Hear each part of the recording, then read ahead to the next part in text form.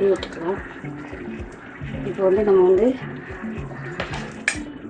வெளியே வச்சு கரண்டி வச்சு நம்ம நல்லா அமைக்க விட்டுக்கலாம். சுற்றி எண்ணெய் ஊற்றிக்கலாம். நல்லெண்ணெய் இல்லாட்டா நெய் ஊற்றிக்கலாம். உங்களுக்கு எது விருப்பமாக இருக்கோ அதை இது பண்ணிக்கலாம். காரத்துக்கு நம்ம சிறிது பொடியை சேர்த்துக்கிட்டோம்னா சூப்பராக இருக்கும். வீட்டில் தயார் பொடி நம்ம சாப்பிடும்போது ரொம்ப சுவையாக இருக்கும். நம்ம சட்னி எதுவும் தொட்டு சாப்பிடாமே அப்படியே கூட சாப்பிடலாம்.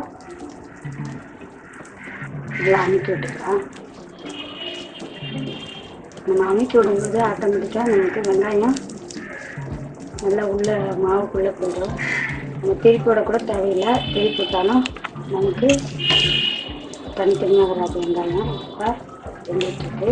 மிதமான தீயில் நம்ம வைக்கணும் இந்த தோசைக்கு. இந்த பண்ணி நிறைய முருகலாக வந்துடுச்சு.